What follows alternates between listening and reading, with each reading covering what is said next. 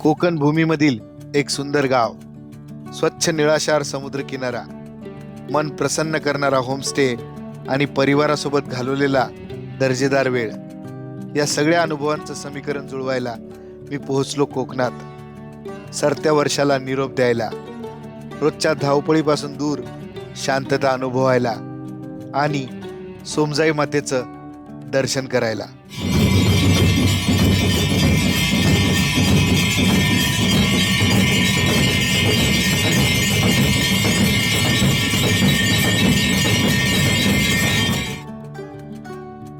तर चला या व्हिडिओच्या माध्यमातून पाहूया कोकण भूमीमधील एक टुमदार गाव. मंडळी नमस्कार. मंडळी आजचा आपला दुसरा दिवस आहे आरावी गावामध्ये. तर आरावी बीचला आपण आलेलो आहोत पुण्यावरून. तर हा दुसऱ्या दिवसाचा आम्ही होमस्टे जो बुक केला आहे तो श्री स्वामी होमस्टे आणि शेटेखानावळ, तिथे मी आत्ता आलो आहे. पिळणकर होमस्टेमध्ये आम्ही कालचा दिवस घालवला, कारण एकाच ठिकाणी आम्हाला 2 दिवसाचं बुकिंग नाही मिळालं. ऑफकोर्स आता इयर एंड आहे, त्यामुळे इथे गर्दी आहे पर्यटकांची. तर इथला बघूया होमस्टे कसा आहे, इथल्या रूम्स कशा आहेत मी तुम्हाला दाखवतो. आणि बीच इकडं पाठीमागच्या साईडलाच आहे. या होमस्टेमध्ये आपला प्रवेश होतो वाडी शेजारी असलेल्या या सुंदर बागेतून. इथे मागच्या बाजूला पार्किंगची सोय उपलब्ध आहे.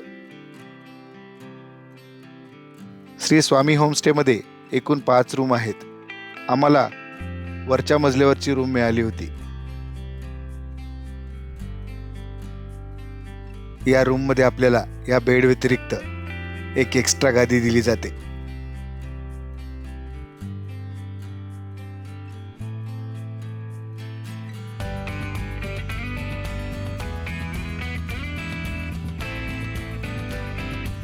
या होमस्टेमध्ये आम्ही दुपारी 12 वाजता चेक इन केलं. थोडा वेळ आराम करून आता जेवणासाठी खाली आलो.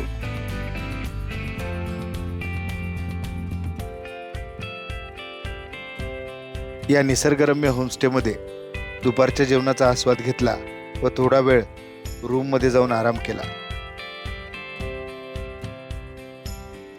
या होमस्टेच्या 4ही बाजूने आपल्याला मन प्रसन्न करणारा निसर्ग पाहायला मिळतो. थोडा वेळ आराम केल्यानंतर माझ्या मुलींनी समुद्राकडे चला असा सपाटा लावला.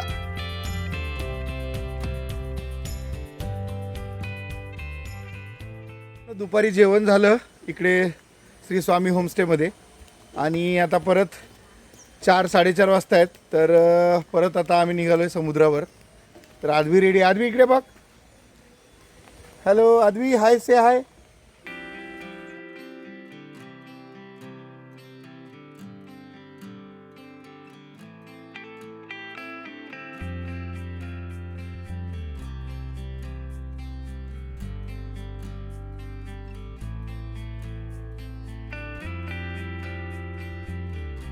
मित्रांनो, एकदम वॉकेबल डिस्टन्सवर होमस्टेपासून समुद्र आहे. एकदम म्हणजे हार्डली 1 ते 2 मिनटं लागतात. बघा आलो पण लगेच. फार गर्दी नाही आहे तशी इथे. श्रीवर्धनच्या मानाने तुम्ही जर बघितलं तर फार कमी गर्दी इकडे. आज या समुद्र किनाऱ्यावर लवकर येण्याचं आणखी एक कारण म्हणजे आम्हाला श्रीवर्धन येथील श्री सोमजाई मातेचं दर्शन घ्यायचं होतं.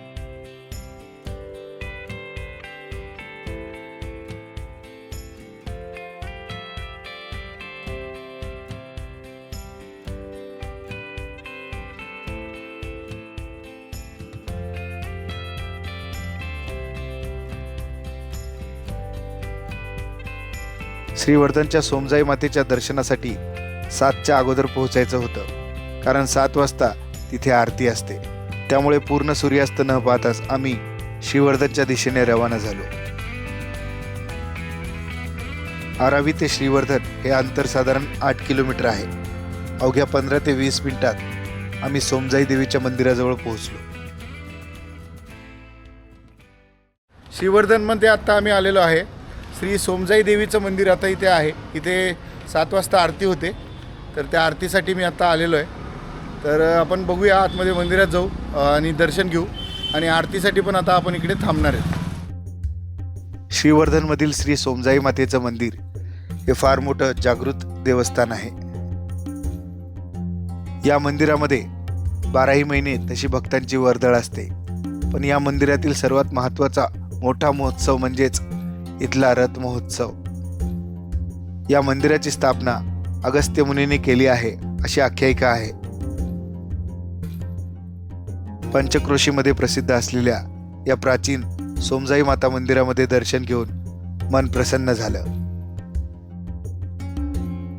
आणि 7 वाजेच्या सुमारास इथे आरती सुरू झाली.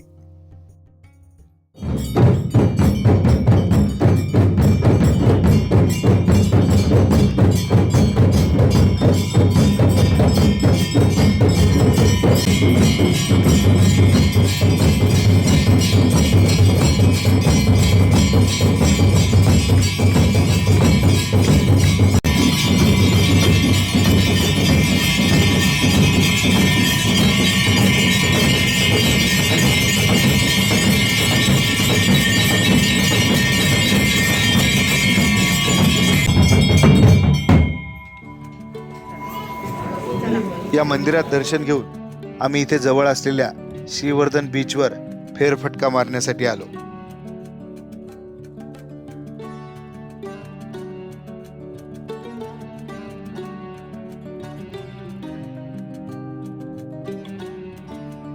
या समुद्रकिनाऱ्याजवळ असलेला पदचारी मार्ग खूप चांगल्या पद्धतीने सुशोभित केलेला आहे, त्यामुळे बरेचसे पर्यटक इथे रात्री फेरफटका मारण्यासाठी येतात.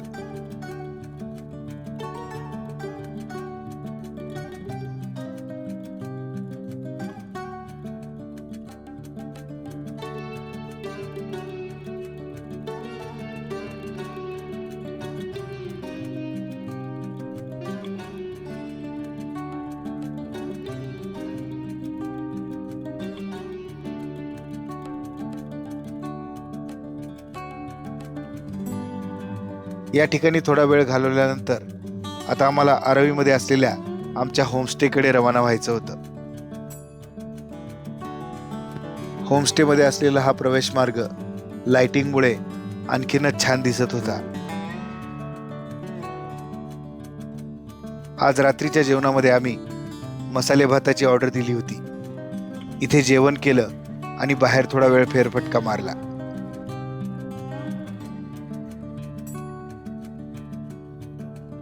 शहराच्या गर्दीपासून व धावपळीपासून दूर असलेलं हे सुंदर गाव आपला थकवा नाहीसा करतं.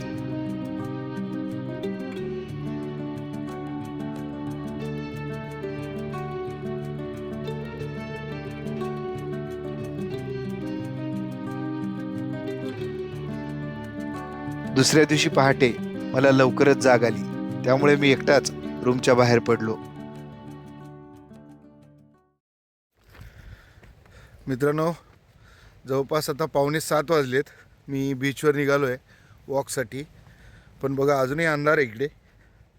अजून एक 15-20 मिनिटांनी पूर्ण उजाडेल.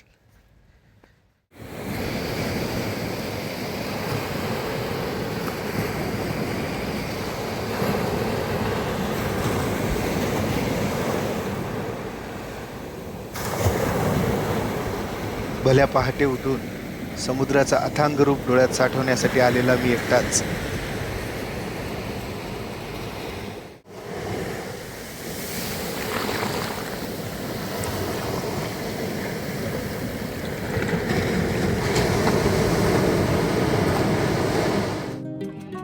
पुढच्या काही वेळात सूर्य उगम पावला आणि इथला समुद्र किनारा प्रकाशमय झाला.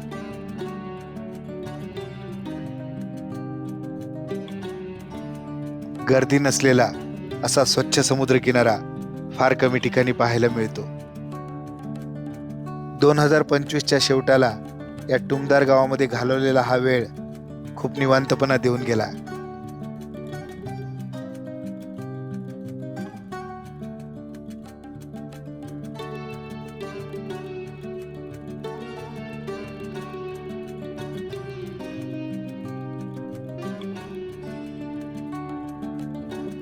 संपत आलेल्या वर्षाला या समुद्र किनाऱ्यावर निरोप दिला आणि आम्ही परतीच्या मार्गाला लागलो.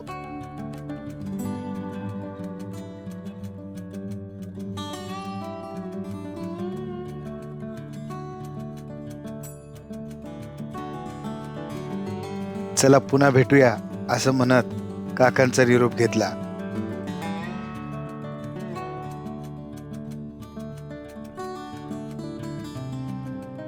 या शांत गावामधून पायच निघवत नव्हता, पण माझं चाकरमानी आयुष्य शहरामध्ये माझी वाट पाहत होतं. त्यामुळे आम्ही दिव्यागार मार्गे पुण्याकडे प्रस्थान केलं.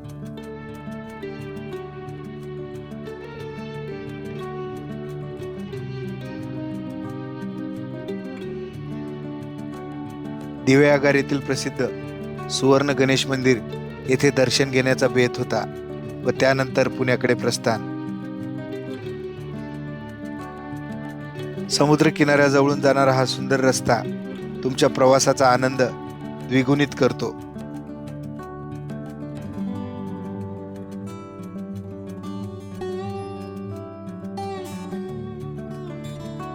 काही वेळातच दिव्यागारच्या सुवर्ण गणेश मंदिराजवळ पोहोचलो.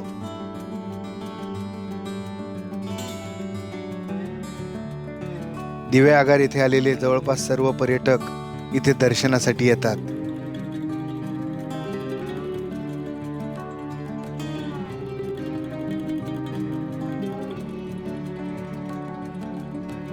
मंदिराबाहेर आपल्याला काही फूड स्टॉल व पूजा साहित्याची दुकाने पाहायला मिळतात.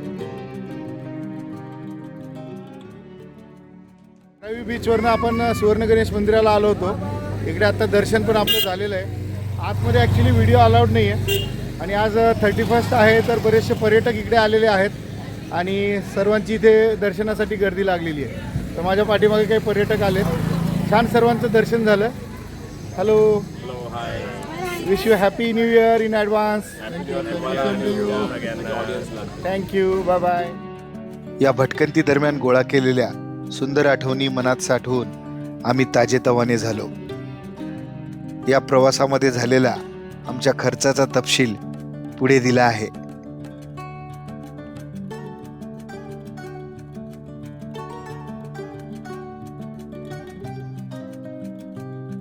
मंडळी, कोकण भटकंतीचा हा व्हिडिओ तुम्हाला कसा वाटला?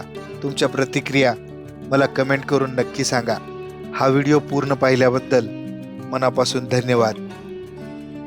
तर चला पुन्हा भेटूया एका भन्नाट व्हिडिओमध्ये.